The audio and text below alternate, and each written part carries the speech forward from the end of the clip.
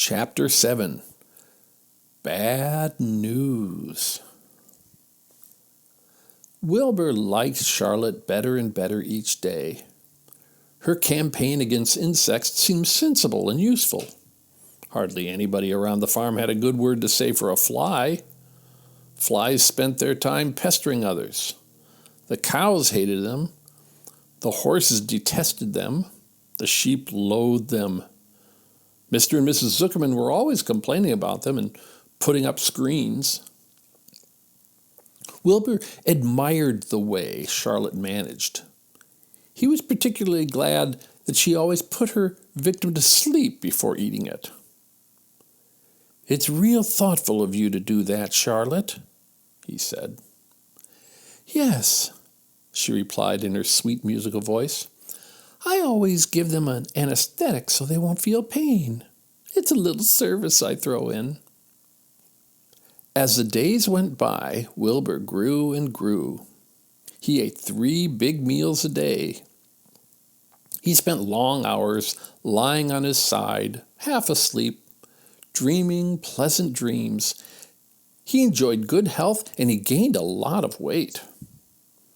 One afternoon, when Fern was sitting on her stool, the oldest sheep walked into the barn and stopped to pay a call on Wilber.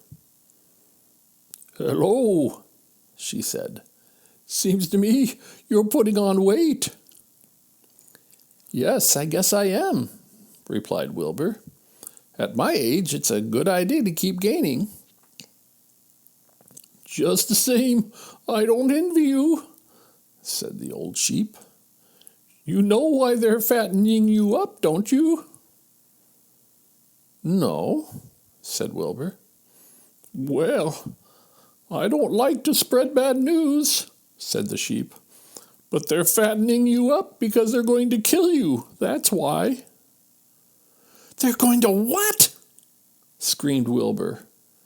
Fern grew rigid on her stool. "Kill you. Turn you into smoked bacon and ham," continued the old sheep. "Almost all young pigs get murdered by the farmer as soon as the real cold weather sets in. There's a regular conspiracy around here to kill you at Christmas time. Everybody is in on the plot. Lurvy, Zuckerman, even John Arable." "Mr. Arable?" sobbed Wilber. "Fern's father." "Certainly. When a pig is to be butchered, everybody helps. I'm an old sheep, and I see the same thing, same old business year after year. Arable arrives with his .22, shoots the— "Stop!" screamed Wilber. "I don't want to die. Save me, somebody, save me." Fern was just about to jump up when a voice was heard. "Be quiet, Wilber," said Charlotte, who had been listening to this awful conversation.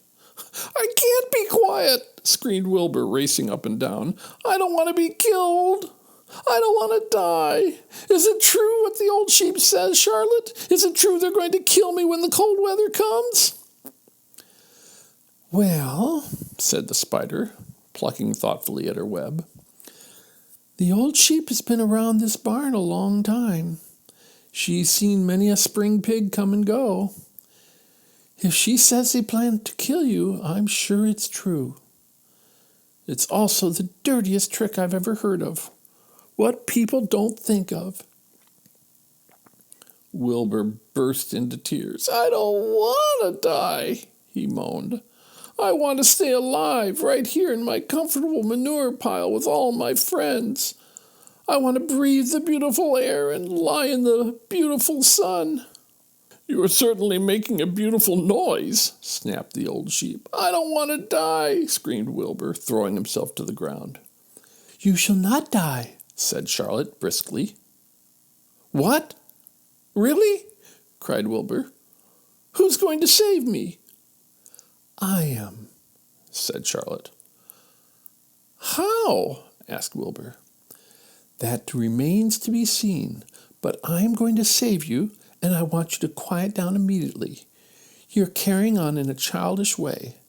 Stop your crying. I can't stand hysterics."